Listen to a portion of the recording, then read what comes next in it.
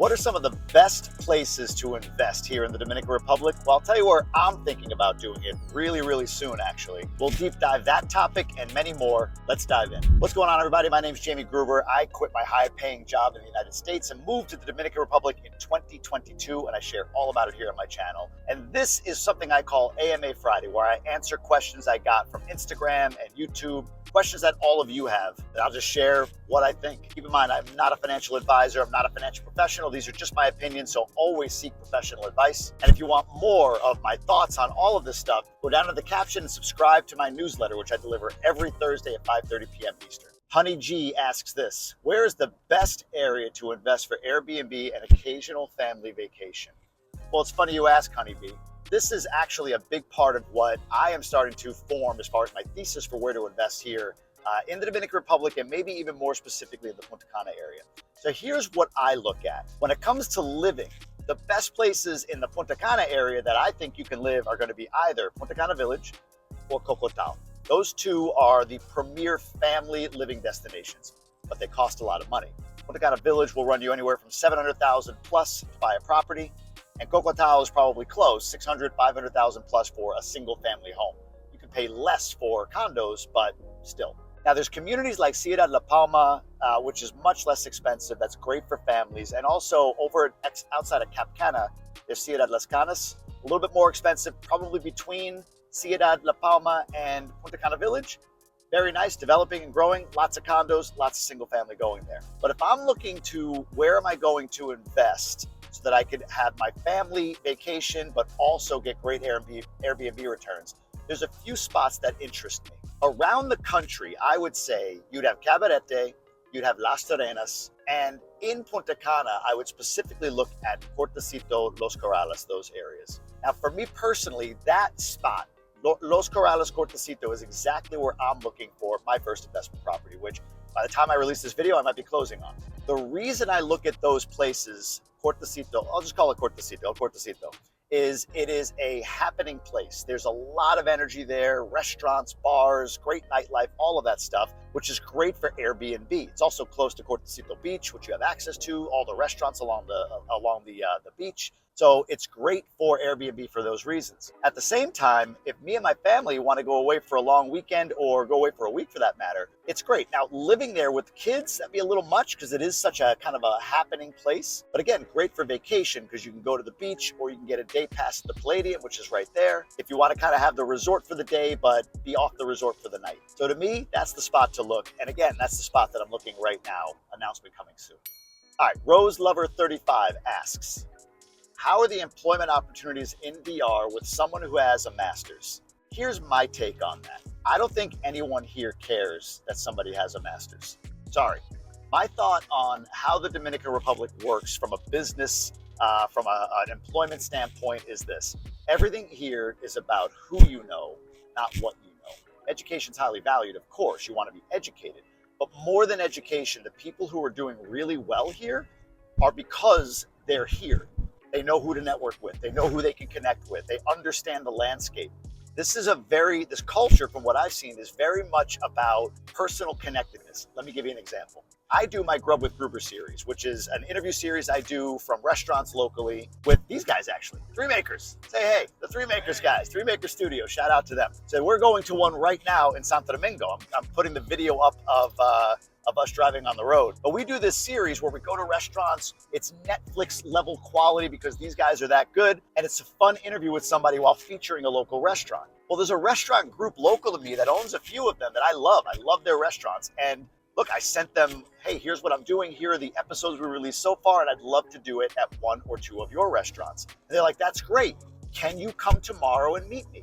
I said, sure. So I hopped in an Uber and I went to one of their restaurants. And for the time it would have taken for a quick phone call, we sat down, talked, and agreed to do it. But here, they want to meet you. They want to see you. They want to feel you. It was the same questions that we could have done by Zoom or phone call. But what I've noticed about doing business here or getting the job here, it's who you know. The first restaurant that I did Grub with Gruber in, Market, I only got to go there because the owner was connected to a friend of mine. Had I gone to the owner, and I did, without that friend connection, he probably would have been like, no, I don't know what this is. I don't want to do this. I don't want to give you space. But because of the friend connection, We got in. So the Dominican Republic is a weird catch-22 for people who want to move here and want to establish something from afar here before they get here. So in other words, I'm in the US, I'm in Canada, I want to create the business that I can go to once I get there.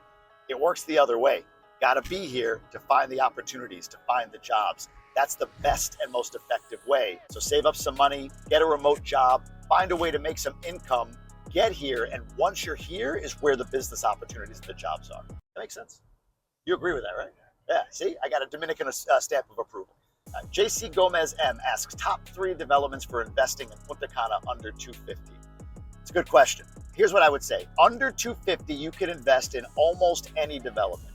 There's projects in Cap Cana under 250, 1 bedroom, that sort of thing. There's projects in Vista Cana under 250. There's projects in even Cocotal, I think you can get for around 250. In Punta Cana Village, maybe you could find a 1 bedroom for 250. Maybe. I don't call that as much a project as they do a neighborhood. Ciudad La Palma, I should say, you can get well under 250. You can get anything in there, almost anything in there for 250 or less. So there's a lot that you could do for under 250. The realtors I work with have access to, for instance, outside of Cap Cana, right outside the gates, 1 bedrooms for 88,000, 2 bedrooms for 112. Another realtor I work with has Macau, I think $80,000 or $85,000 condos. And if you want those connections, down in the caption, I have a link. You fill out a form, I connect you with a realtor that I trust. Professional realtors, people I vetted and I work with for all the stuff that I do. The other project that I'm going to be sharing quite a bit about that's under 250, you can get in for under 250, is where I'm likely buying. I don't want to talk about it fully until the ink is dry on the contract, just because, look, I'm broadcasting to a lot of people. I'm privileged to have a nice size audience. I want to make sure everything is set and done and I've got real tangible info to give you, but stay tuned. Because if you're looking at Cortecito, under 250, near the beach, boy, do I have a spot for you. So here's my little open loop tease for future content. All right, Mildred 2978 is asking, again, I guess she's asked me this before, how can I convince my significant other to move to DR, with a couple of happy faces? Here's my best advice for you. If you have a spouse who has not spent significant time here, structure a long trip, a month ideally, where you come down here and you do it in such a way that you're going to simulate real life. So that means get an Airbnb in a residential community, Cocotal, Punta Cana Village, Ciudad La Palma, Ciudad Las Canas, somewhere where people kind of live and work every day. So structure a trip where you go there, rent a car, get a cleaning lady. That's important. You have the cleaning lady come in and clean and cook and do laundry for you every day.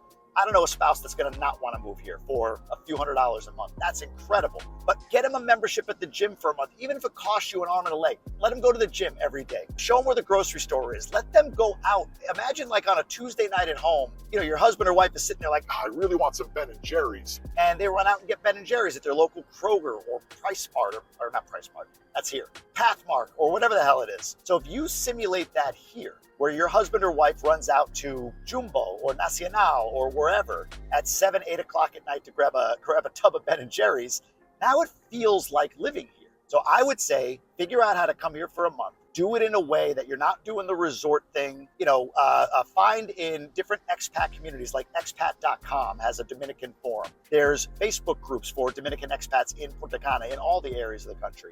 Go to those places, meet some people, like set up some coffee dates, date nights, whatever, and show what it's like to actually live here for a while. That, to me, would be the best way to convince your spouse to move here. That's what my wife did, so there you go.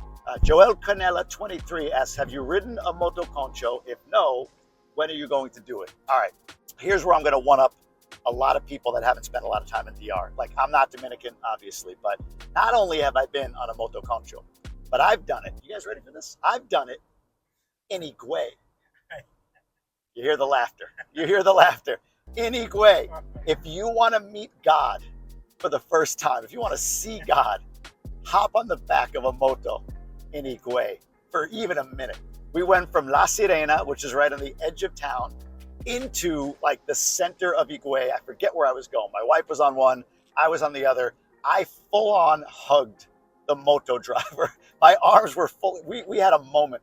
My arms were wrapped around this dude as he weaved in and out of traffic. It was insane. It was absolutely incredible. So yes, I've been on a moto.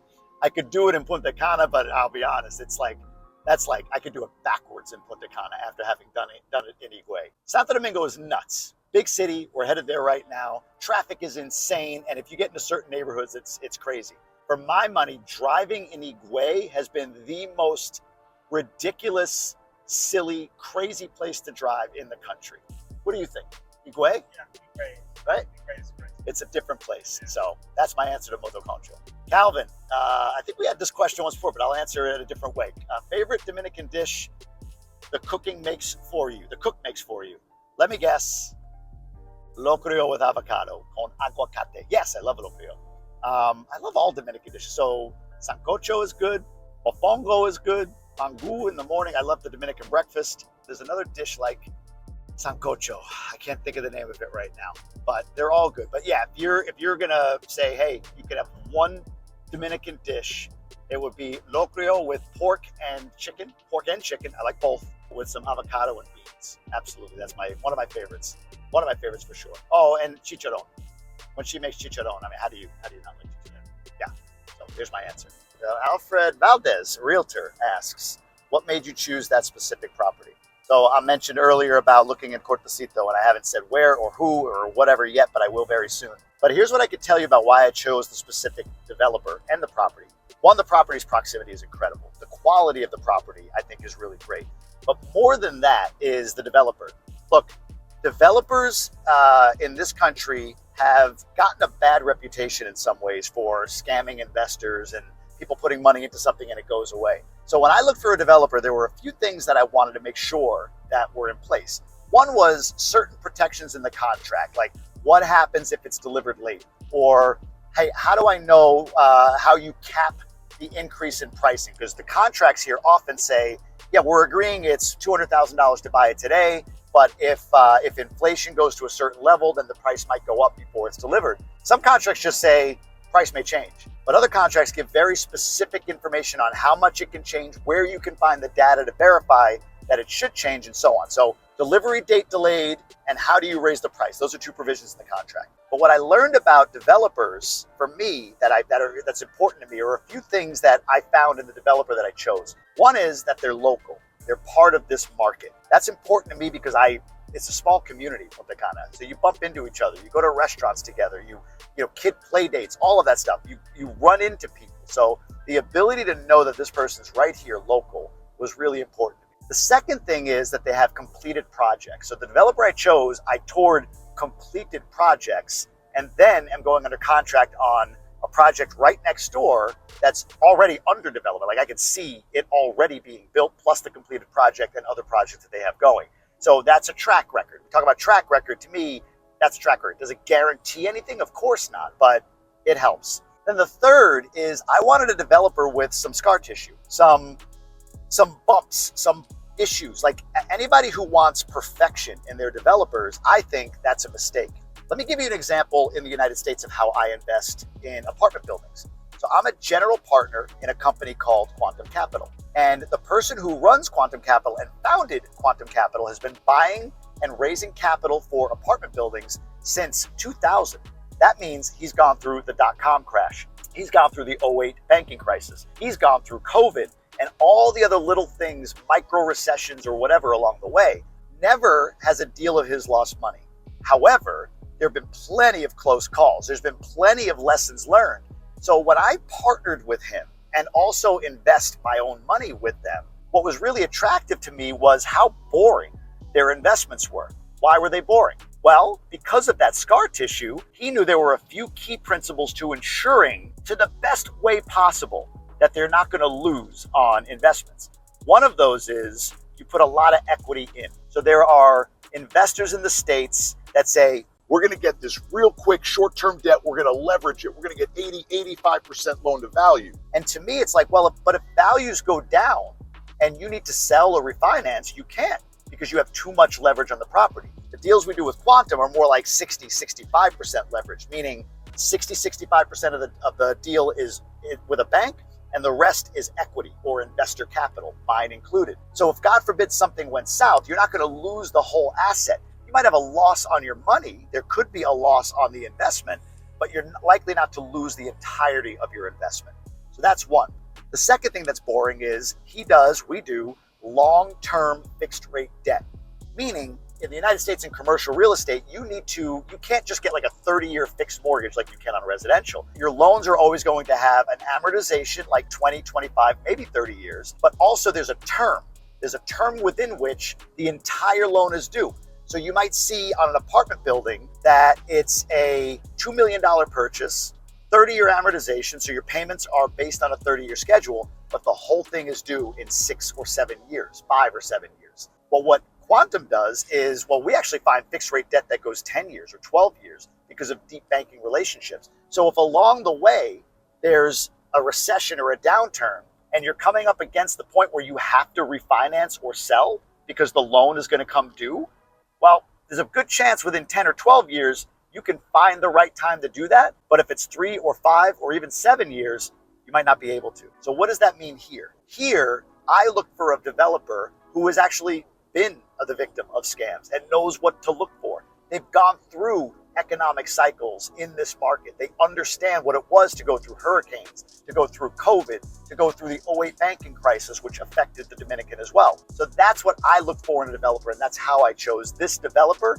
and then specifically this location of property, because I really believe in Cortecito. I think Cortecito is the cabarete of Punta Cana. It's similar, only with all the access that you want to the Punta Cana area. It's not the same. Cabarete is its own vibe. I love it up there. But if you want that kind of feel, but close to Punta Cana, to me, that's Cortecito. All right, Life to be Enjoyed asked a question based on a live that I did, and I talked about I'm going back to the US for 6 weeks. So the question is, why are you coming to the US? So as I record this, it's late June. Mid-July through August, we'll be back at our home in Michigan. And there's 2 reasons why we're going back. The first is we never reset after only coming here for a year. So if you think about it, if you're gonna go for 1 year, 1 year's a long time, but it's not at the same time. So when we got here, we Airbnb'd for a couple of months to then find our quote unquote permanent spot. And then the permanent spot is only 10 months. So it was like, whatever, find a place. And we found this big house, $4,000 a month. The electric's $500-$600 a month. It's expensive, really expensive. And thank God we can afford to do it. But it was a year. So we go on vacation, we go here. We wanted to make sure we drained every ounce of adventure out of this 1 year. Then we decided to stay a second year. And while we settled in, we still had sort of the energy and vibe of like, hey, we're away for another year. So our budget and our lifestyle is sort of stayed there. So what are we doing by going back to the US? One, we're moving out of the house that we're in and we're resetting to a smaller place. My wife doesn't like big places anyway. This place is like 4,000 or 5,000 square feet. It's big. So we're going to a smaller place, less expensive. And then we're going to reset certain things like phone plans and all of that stuff. Just things that we didn't really think to do because we weren't looking at this as a long-term move. Now that it's becoming that, going back to the States for 6 weeks, collecting and then coming back with a mover's mindset instead of like a vacationer's mindset is reason number 1. Reason number 2 is the house we have in Michigan, we're contemplating selling. My wife has this weird affliction. It's they call it something where like emotion takes over and there's like a lack of rationality. Like her brain won't allow her to be rational. And she needs to also feel the house in Michigan to see if we want to sell it. It's not a matter of dollars and cents. It's like this sense that she has to have, this like feeling. What the hell is that called? You know what it is? Where like somebody is irrational, they have like this irrationality complex. It's hyper emotional. What is that called? She's a woman. She's a woman. Una mujer. Loca. So that is the affliction she's suffering from. It's a chromosomal thing, I think. It's something just off that she has. So yeah, she wants to go back and get a sense of and feel into the house and see if it's something she sees one day, whether it's 3, 5, 8, 10 years from now, moving back to, or do we keep it as a rental property because it actually does all right for us, or do we sell it? Now, me being, a logical, smart, intellectual being, we can call that a man. We can. Some of us might call it that. That one's going to get me canceled. I look at it like, well, hey, look, capital gains is waived if we live in the house 2 of the last 5 years. So far, we're 3 of the last 5. We go 1 more year, now we're going to be exposed to capital gain. So if we're going to sell, it's sell now. 1. 2, we agree that we see our lives in DR for the foreseeable future. Some people ask, are we going to live there forever? I wouldn't live anywhere forever. I wouldn't say I'm going to live anywhere forever. We might go to Europe for a while. We might go back to the States. Who knows? But not for a while. We're comfortable where we are. Our kids are thriving. My wife talked about it on a prior video. You can go watch that. But everything's going well for us in the Dominican. So we see ourselves here for a while. But to me, or I shouldn't say but, and to me, that means, hey, look, I love the house. I do. I love our home in Michigan. But I moved to Michigan for my job. No family connections, no ties to the area. We have some friends there, but we're 2 years removed. So I think part of this for my wife too is, what is it like 2 years later going back? The kids that were in our neighborhood are 2 years older and have grown friend groups maybe that aren't including our kids and vice versa. Our kids have this broadened perspective of living in another country, learning another language, so on and so forth. We even have a neighbor that got divorced recently. Another neighbor went through a terrible ordeal with one of their kids, right? So like there's a lot that's happened in 2 years that has brought certain people or factions together in our neighborhood that we're not included in, or have separated people from our neighborhood that we were close to at one point. And again, the kids have grown. The kids in the neighborhood have grown, our kids have grown. So it'll be interesting. I suppose if we get there and we're like, oh my God, this is home, we're keeping the house. But if we do, even then, do I get a home equity line or a home equity loan on the house to tap into the equity so that we can buy here? So that's my answer on that one. All right, so Sean Mack says, why go for the investment property over your own place in DR first? Excellent question. And let me tell you my perspective on this. Houses that you own are not really an asset. Now, this is a Robert Kiyosaki rich dad, poor dad principle that I buy into. I interviewed Grant Cardone on my podcast. Maybe we'll run some B-roll here so you can see it. Thank you so much. Yeah, thanks, guys. I appreciate it. Great job. Thanks, man. Appreciate it. Man, you know your shit. And he is a big proponent of the same principle. Assets are things that make you money. Liabilities are things that cost you money. Now, I'm not talking about equity. I'm talking about cash flow. Your house, your personal home, is a cash flow drain. It's not an asset. And yet you lay out a lot of money in down payment, in taxes, in maintenance costs, and all of that stuff for something that's going to continually cost you because you live there.